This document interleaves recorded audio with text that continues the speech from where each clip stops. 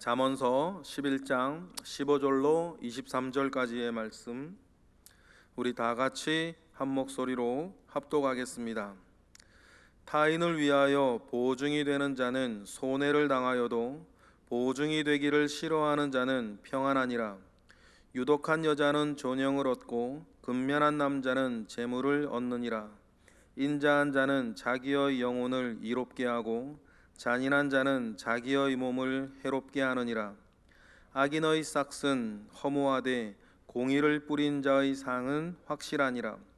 공의를 굳게 지키는 자는 생명에 이르고 악을 따르는 자는 사망에 이르느니라. 마음이 굽은 자는 여호와께 미움을 받아도 행위가 온전한 자는 그의 기뻐하심을 받느니라.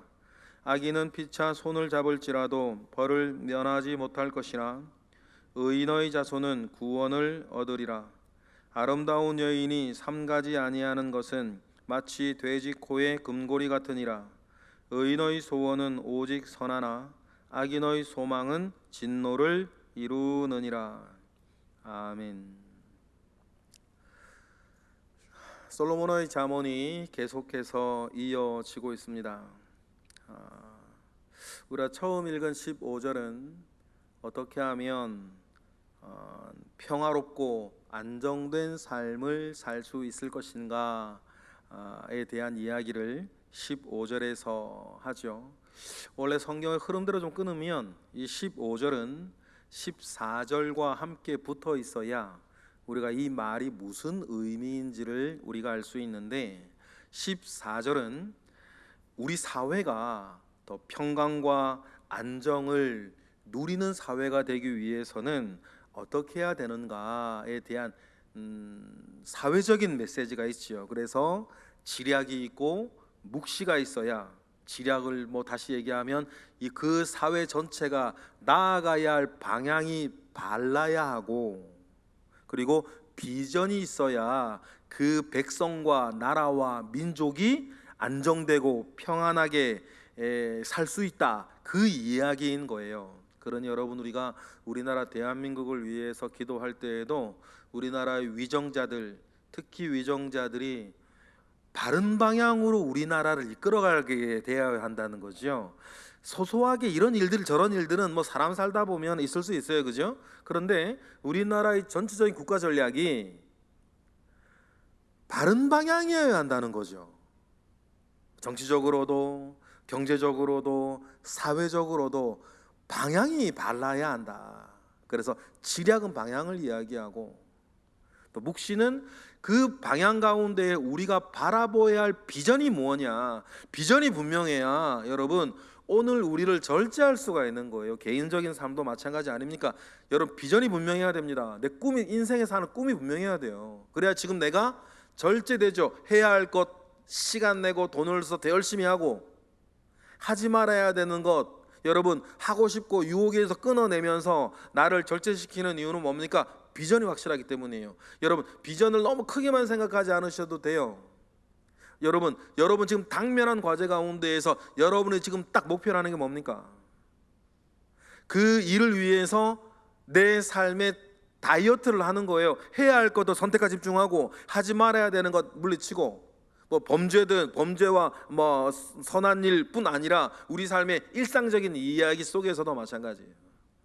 그러니 여러분, 우리 사회가 우리나라 대한민국 사회가 더 평화와 안정 가운데 있으려면 이렇게 저렇게 해야 된다는 말씀이 14절이고, 우리가 사회만 있는 건 아니잖아요.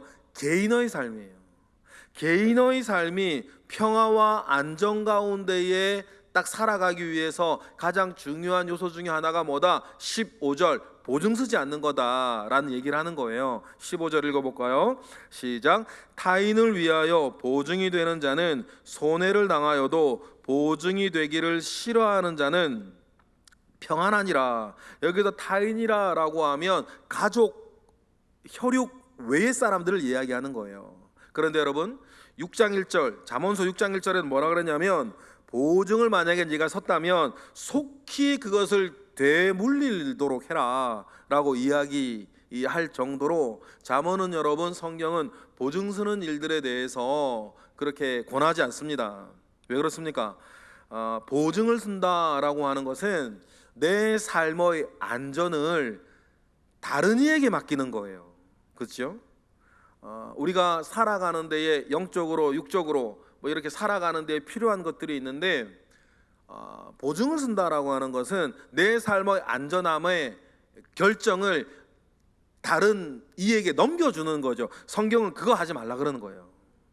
특별히 손해를 당하여도 보증이 되기를 싫어한, 이게 뭐냐면 그 보증 쓰는데 특별히 어떤 보증을 서서 받는 이자나 여러 가지 그런 그 부분들을 이야기를 하는 겁니다. 그러니 타인과 보증이 되는 자는 손해를 당하여 보증이 되기를 싫어하는 자는 평안하다.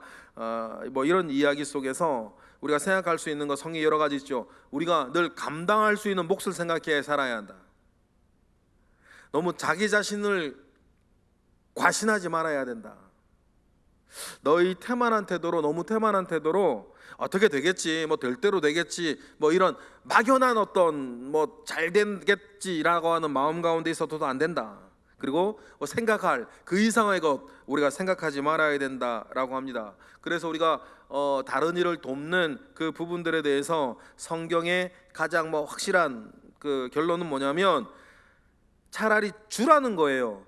빌려주거나 보증 서는 거 이런 거보다 더 좋은 건 돌려받지 못할 것을 각오하고 주라는 겁니다. 여러분, 그게 차라리 훨씬 낫는 거죠. 액수가 좀 적어진다 하더라도 여러분, 그것이 성경에서 말하는 전체적인 어떤 지혜이죠. 그러니 여러분, 이 15절은 14절과 연결을 해서 14절은 사회가 안정되고 평화하기 위해서 어떻게 해야 된다라는 이야기고, 우리 그 일을 위해서 기도해야 돼요. 15절은 개인의 삶과 안정, 개인의 삶의 안정과 평화를 우리가 담보하기 위해서 중요한 건 보증을 하나 이야기했지만 중요한 건 뭐예요? 내 삶의 평화와 안정을 하지 말라는 겁니까? 다른 이의 손에 넘겨주지 말라는 거예요. 그러면 사실 우리도 내 삶 하나 이렇게 나를 지켜나가는 것도 힘든데, 나뿐 아니라 다른 사람이 내 삶의 안정을 결정할 수 있도록 이렇게 하지 말라고 하는 전체적인 정신을 따라가는 것 너무 중요하다고 중요하게 여러분 발휘하고 중요하게 받아들이셨으면 좋겠어요. 16절부터 21절까지는 이렇게 두 악인과 선인을 대비하여서 여러분 우리에게 귀한 잠언을 주세요. 그런데 우리가 오해하기 딱 좋은 구절이 16절에 있어요. 16절을 읽어볼까요? 유독한 여자는 존영을 얻고 근면한 남자는 재물을 얻느니라, 이렇게 되어 있죠. 여기서 유독한 여자라고 하는 것은 자비로운이라는 뜻이에요. 자비로운 여자는 존영을 얻을 거다. 여러분, 자비로운 분 되시기를 바랍니다. 특별히 영상을 보고 계신 분들 중에서도 특히 그렇죠. 우리가 여성분들은 특히 자비로우기를 원해요. 자비로운 여자는 존영을 얻는데, 반면에 근면한 남자, 열심히 일하는 남자는 재물을 얻는다. 당연히 맞는 얘기 같은데 이건 조금 해석이 좀 잘못되어 있어요. 유독한 여자는 존영을 얻고, 이 근면하다라고 하는 이 단어는 폭력적이다라고 하는 뜻이에요. 원래 단어가. 그러니까 17절 이하도 마찬가지예요. 17절 이하를 보면 인자한 자, 공의를 뿌리는 자, 공의를 굳게 지키는 자, 20절에도 온전한 자, 21절에도 의인의 자손, 쭉 의로운 사람들이 나와요. 반면에 17절부터 또 반대의 사람들이 나오죠. 잔인한 자, 악인, 악을 따르는 자, 마음이 굽은 자, 악인의 연합에 대해서 21절가 쭉 나온단 말이에요. 그러면 16절도 기본적으로는 유독한 여자와 폭력적인 남자를 이야기를 하는 거예요. 늘 악인과 의인을 대비하는 구절이니까. 그러니까 유독한 여자는 존영을 얻고 폭력적인 남자는 기껏해야 재물을 얻을 뿐이다, 돈만 벌 뿐이다, 그 얘기를 하는 거예요. 그러니까 폭력적으로 잔혹하게 돈을 추구하며 살아가는 사람은 돈을 얻을 뿐 아무것도 얻지 못하는데 대신에 자비로운 여자는 돈뿐 아니라 뭐를 얻는다? 존영을 얻는다. 그 의미인 거예요. 단순하게 근면한 남자는 뭐 돈을 번다, 뭐 돈을 많이 번다, 재물을 얻는다, 그런 뜻은 아니고, 여러분, 우리가 돈만 바라보며 사는 가치에 대해서 조심하라는 거예요. 우리가 돈만 추구하면 그 돈을 막 벌려고 하는 그 일들 속에 가정에서나 친구 관계에서나 의리를 지켜야 될 많은 사람이나 사랑을 베풀어야 될 많은 사람들 가운데에서 굉장히 냉정하고 여러분 폭력적이고 뭐 냉혹한 그런 일들을 하게 되는데, 그러면 자문어 말로 그러면 돈만 벌 뿐이다. 주변에 남는 것은 아무것도 없다. 그 얘기를 하는 거예요. 그것을 이해하시고 16절을 읽으셨는데 우리가 이제 17절 21절에도 좀 전에 말씀드렸던 것처럼 의인과 악인을 대비하여서 이렇게 해야 된다, 저렇게 해야 된다라는 이야기들을 계속해 나아가죠. 여기에서 조금 해석이 좀 필요한 구절은 뭐냐면 20절에 마음이 굽은 자라고 되어 있는데, 이 마음이 굽다라고 할 때 이 굽은 자는 심술궂다, 여러분 그런 단어랑 똑같은 단어예요. 그러니까 마음이 심술궂은 자는 뭐한다? 여호와께 미움을 받는다. 그러니 여러분 우리가 어떤 일이 있다 하더라도 심술궂은 마음 가운데 있지 않기를 바랍니다. 우리가 기본적으로 심술궂은 사람도 있을 수 있고, 어떤 상황 속에 들어가면 심술 굳어질 때도 있어요. 좀 힘든 상황이 쭉 길게 이어지면 막 그 일들 속에 심술을 부릴 때가 있단 말이에요. 나도 힘드니까. 그런데 꼭 기억하세요. 심술 굳은 마음은 여호와께서 미워하신다. 반면에 그럼에도 불구하고 힘들어도 막 스트레스도 있고 짜증이 나도 행위가 온전한 자는 하나님께서 기뻐하심을, 그의 기뻐하심을 받느니라 라고 하는 그 말씀을 여러분 꼭 기억하시기를 바랍니다.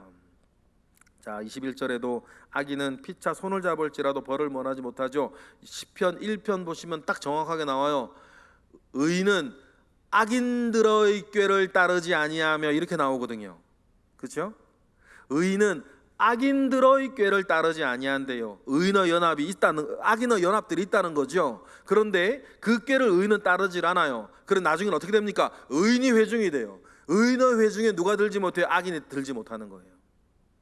여호와께서 인정하시지 않고 바람에 나는 겨와 같이 날아가 버릴 거라고 하는 것을 여러분 기억을 하고, 악인들은 피차 손을 잡아도 벌을 면하지 못해요. 영적으로도 그렇지만 육적으로도 악인들이 한 가지 욕심을 위해서 뭉쳤다 하지만 그 욕심 안에 자기들끼리 싸우다 죽습니다. 여러분 그냥 악인들 그런 욕망과 악인들 그 일들 가운데 당장에 뭐 여러분 돈이 되고 뭐 이익이 되고 뭐 한 것 같다고 해서 끼어 들어가지 마세요. 결국 그 안에서 난리가 날 거예요. 그냥 내버려 두세요. 여러분 악인들의 꾀를 따르지 않습니다. 그 의인들의 회중을 만들어 나가는 게 중요해요. 그러면 악인들이 거기 끼지 못하죠. 그럼 삶이 안정되는 것입니다. 여러분 그러한 일들을 꼭 기억하면서 우리가 살아가는 우리 모두가 되기를 바랍니다. 조금 이제 21절부터 약간 결이 다른 이야기가 22절에 나오죠. 22절 우리 다 같이 읽어볼까요? 아름다운 여인이 삼가지 아니하는 것은 마치 돼지 코의 금고리 같으니라 라고 되어 있는데, 삼가지 아니한다 라고 하는 말은 분별력을 버렸다 라고 하는 말이에요. 분별력을 버렸다 라고 하는 것이 뭡니까? 두 가지 의미가 있죠. 이것이 나에게 유익하고 저것이 나에게 유익하지 못하는 것을 분별하지 못하는 것과 내가 해야 되는 일과 하지 말아야 되는 일들, 여러분 그것을 분별하지 못하는 것, 내가 또 만나야 될 사람과 만나지 말아야 될 사람들을 구별하지 못하는 것이에요. 그런데 여기 아름다운 여인이래요. 아주 미모가 출중한 여인이 삼가지 아니하면 하나님이 주신 미모라고 하는 그 은사가 뭐가 된다는 거예요? 아주 그냥 돼지 코에 금고리 같다, 쓸데없는 것이 된다라고 하는 의미일 것입니다. 그러니 여러분 우리가 일단 문자적으로 보면 잘생기신 분들 또 예쁜 분들은 더 조심하셔야 돼요. 잘생겼다, 예쁘다 그러면 다른 사람들의 욕망의 대상이 된단 말이에요. 그러면 그 일들 속에서 나 자신을 더 어떻게 해요? 잘 분별하며 다스려 나아가야지 하나님이 주신 그 좋은 외모가 복이 되고 좋은 외모가 덕이 되는 것인데, 그것이 없으면 그 좋은 외모로 자기도 남도 어떻게 죄짓게 만드는, 더 쉽게 죄짓게 만드는 그 악한 결과를 가져온다는 것이에요. 그러니 여러분, 우리가 미모뿐이겠습니까? 하나님께서 여러분에게 뭐라도 주신 은사들이 있어요. 말 잘하는 것은요, 말 잘하는 거 여러분 얼마나 좋은 은사입니까? 그런데 말 잘하는 것이 삼가지지 아니하면 말 잘하는 것으로 남 욕하고, 말 잘하는 것으로 사기치고, 말 잘하는 것으로 남 상처 주고. 돈은요, 돈 많은 것, 여러분 내가 늘 강조하죠. 돈 많은 건 축복이 아니라 은사예요. 그러면 그 돈 많은 것으로, 은사로 삼가지 아니하면 그것 때문에 여러분 본인이 타락하고 주변 사람들 상처 주고 말이에요. 힘센 사람은요, 힘센 은사를 가지고 있는 사람은 힘센 그걸로 봉사하고 헌신하고 좋은 일 하면 되는데, 힘센 걸 갖다가 여러분 삼가지 아니하면 그 힘으로 남 때리고 말이에요. 그러니 마찬가지예요. 하나님께서 개인에게 주신 은사가 여러분 분별 가운데에서 써야 될 때 잘 쓰여지고, 쓰지 말아야 할 때 잘 쓰여지지 않는 거, 그 일들이 매우 매우 중요합니다. 그런데 그것이 분별을 하지 아니하면 뭐가 된다는 거예요? 돼지 코에 금고리 같다. 쓸데없이 주어진 은사가 될 것이다 라고 하는 것을 우리는 기억을 하고, 해야 할 일과 안 될 일들을 잘 가려 품위 있게 행동하는 것이 중요하다. 특별히 은사를 가지고 있는 사람, 그 은사 안에서. 또 미모만 얘기하면 성경의 대표적인 미인들이 많아요. 그런데 성경의 대표적인 미인들 가운데에서 자기가 해야 될 일은 그 미모를 이용해서 딱 하는 사람과, 그리고 그 하지 말아야 되는 것 딱 정확하게 분별하였던 성경의 미인들이 많아요. 아비가일 같은 여인들. 아비가일은 누굽니까? 다윗 때 나발의 아내. 그리고 에스더 같은 여인들. 그 사람들은 자기의 어떤 지혜와 외모로 집안을 살렸고, 에스더는 자기의 미모를 이용해서 민족을 살렸어요. 이런 어떤 일들을 은사로 잘 사용한 대표적인 성경의 미인들이죠. 그러니 여러분, 우리 오늘 본문 안에서만 생각을 해도 15절부터 22절까지 갔을 때에 우리 정말 우리가 이 모든 것들을 근원적으로 잘 다루어 나아가야 할 절이 맨 마지막 23절이에요. 나는 어떤 것을 소원하는 사람이냐는 거죠. 23절 읽어볼까요? 시작. 의인의 소원은 오직 선하나 악인의 소망은 진노를 이루느니라 라고 했을 때, 여러분, 저나 여러분이나 선하고 아름답고 의로운 것을 소망하는 사람이 되기를 바랍니다. 얼핏 보면 선하고 아름답고 의로운 일은 재미가 없어요. 그럼에도 불구하고 우리가 하나님 아버지 앞에 칭의된 사람이 맞으면 우리의 소원도 선하고 아름답고 의로운 것이 자연스럽게 소원으로 품어져야 하는 사람이어야 할 줄 믿습니다. 그런데 악한 것을, 추한 것을, 불의한 것을 내게 당장의 이득이 된다고 그러한 것을 소원으로, 소망으로 품고 있는 사람이, 품어지는 사람이 되어서는 안 된다는 것을 우리 명심하는 것입니다. 여러분, 우리가 크든 작든 내 마음에 소원하는 것은 나의 거울이에요. 내가 어떤 사람이냐를 드러내는 거죠. 여러분 꼭 기억하십시다.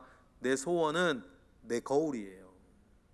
나는 무엇을 소망하고 무엇을 바라고 있고, 그 거울 앞에 섰을 때에 여러분 아름답기 원합니다. 그 거울 앞에 섰을 때에 여러분들이 의롭기를 원해요. 그 거울 앞에 섰을 때에 여러분이 아름답기를 원합니다. 하나님께서 우리에게 이런 잠언을 주신 이유가 그것 아니겠습니까? 선하고 아름답고 의로운 우리 모두가 되기를 주님의 이름으로 축복합니다. 기도하겠습니다. 할렐루야. 하나님, 감사와 영광을 올려드립니다.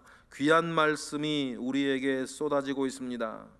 살아가는 지혜를 얻는 이 잠언의 말씀을 통해서 우리가 더욱더 지혜로운 자 되어 살아가도록 우리를 가르치여 주옵소서, 인도하여 주옵소서. 예수 그리스도 이름으로 기도드렸나이다. 아멘.